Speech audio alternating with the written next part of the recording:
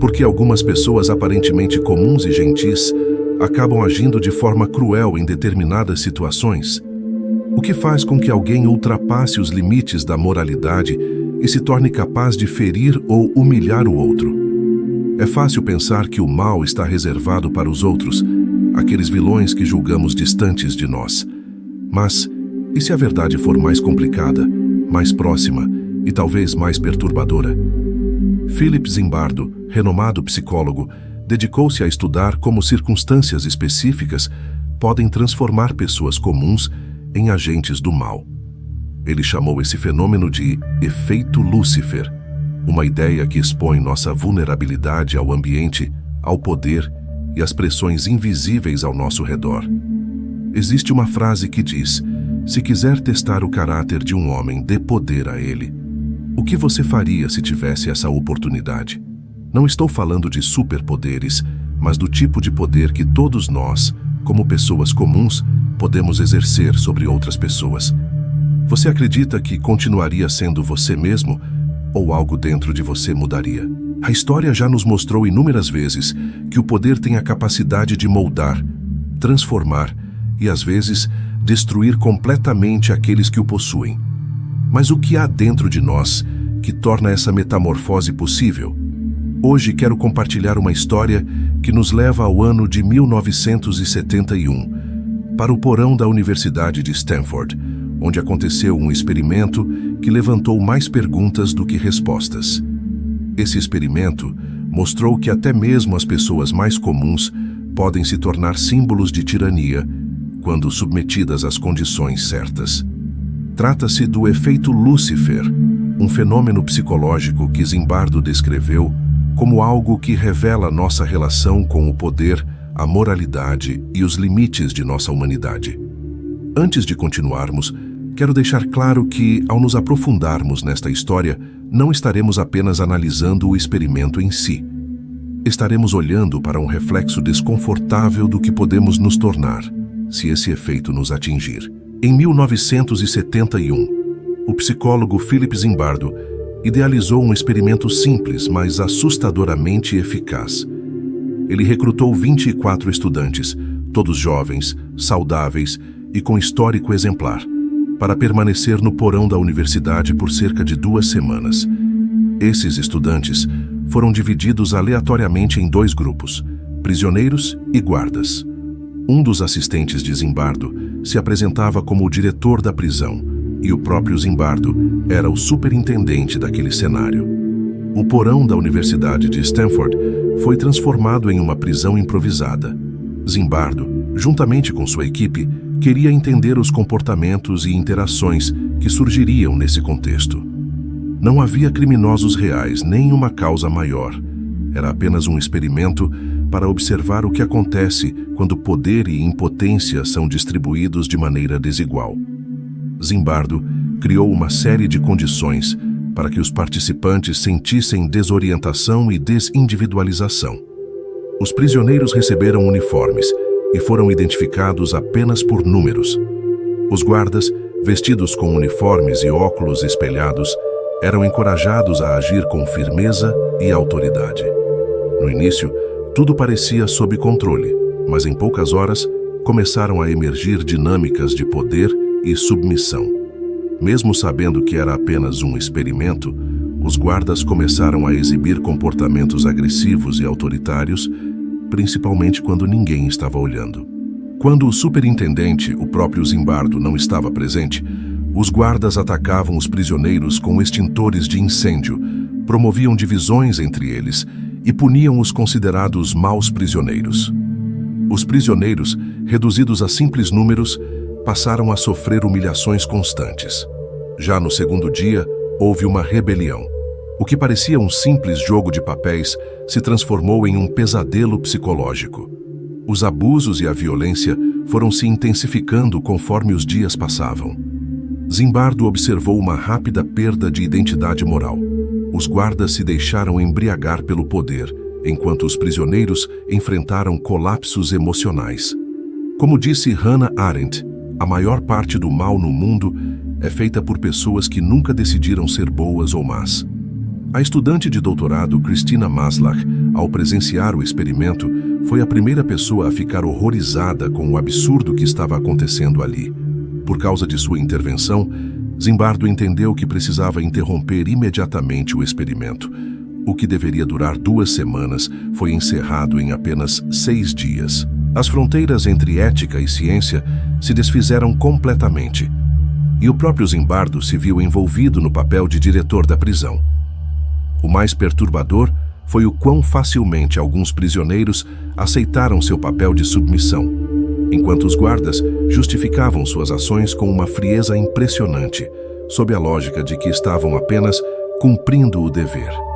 O escritor Alexander Solzhenitsyn disse uma vez: "A linha que divide o bem e o mal não atravessa estados, classes ou partidos políticos, mas cruza o coração de cada ser humano." Essa ideia não só foi confirmada, como se tornou uma lição inesquecível no experimento conduzido por Zimbardo. Ele chamou o fenômeno observado de efeito Lúcifer, inspirado na figura do anjo caído que, segundo a tradição, foi expulso do céu por se rebelar. Zimbardo usou essa metáfora para explicar como pessoas comuns podem se transformar em agentes do mal sob circunstâncias específicas.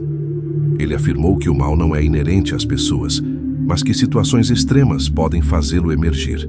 Essa visão desafia a crença de que o mal é algo externo, restrito a vilões ou psicopatas.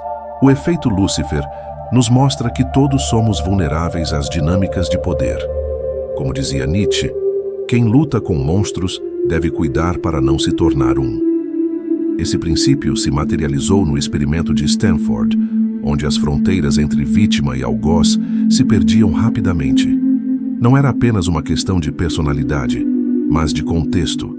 Lord Acton expressou isso de forma contundente.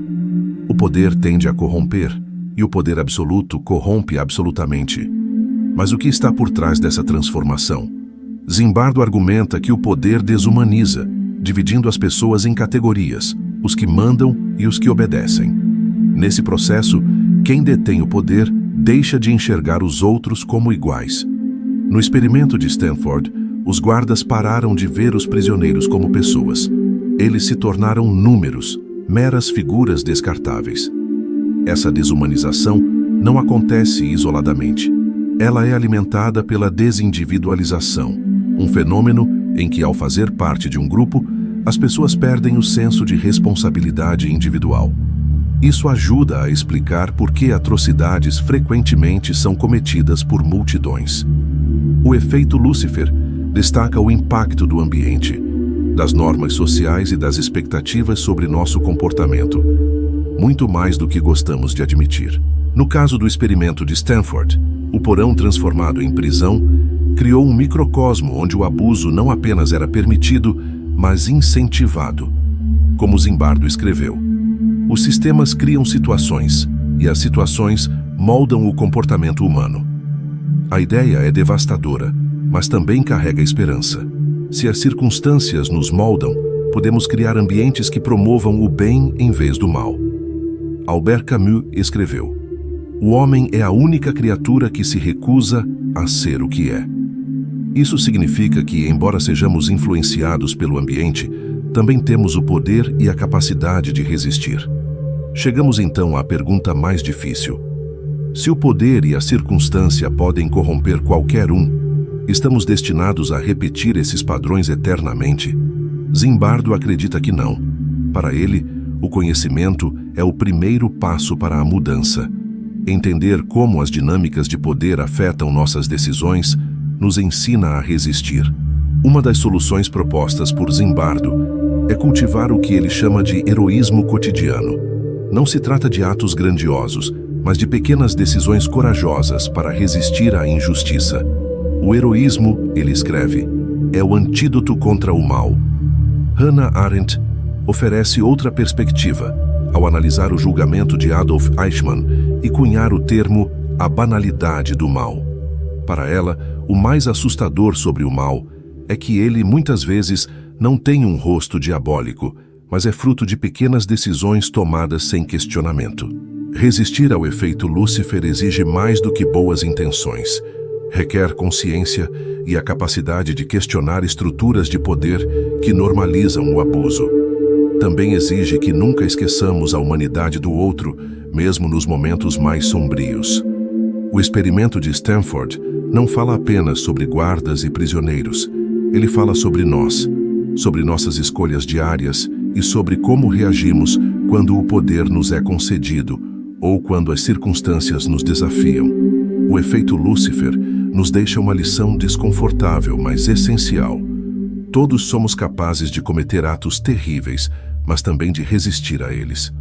A chave está em reconhecer nossa vulnerabilidade e assumir responsabilidade por nossas ações, mesmo quando o mundo parece nos empurrar na direção oposta. Como dizia Sócrates, a verdadeira sabedoria está em reconhecer a nossa ignorância. Ao aceitar nossas sombras, também podemos encontrar a luz. O efeito Lúcifer não é apenas um conceito psicológico. Ele revela como a humanidade pode se perder na escuridão, mas também nos dá ferramentas para evitá-la.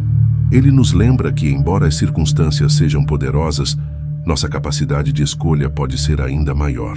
É um espelho que nos obriga a enfrentar a pergunta mais difícil: quem somos realmente quando ninguém está nos observando? Não temos controle absoluto sobre nosso ambiente, mas temos controle sobre nossas decisões. E é aí que reside nossa humanidade, na capacidade de escolher repetidamente o caminho do bem. Então, da próxima vez que você testemunhar uma injustiça, pergunte a si mesmo: o sistema está permitindo isso? Estou contribuindo com meu silêncio ou indiferença? E mais importante, o que posso fazer para devolver humanidade a essa situação? Não somos vítimas passivas de nosso entorno. Somos responsáveis por como respondemos a ele. E essa responsabilidade é o que nos define como verdadeiramente humanos. Não importa quão escuro seja o ambiente, sempre temos o poder de acender nossa própria luz. Refletir sobre temas como o efeito Lúcifer não é fácil, mas é o primeiro passo para entendermos melhor a nós mesmos e o mundo ao nosso redor. E você? O ambiente nos molda mais do que gostaríamos de admitir? Deixe seus pensamentos nos comentários.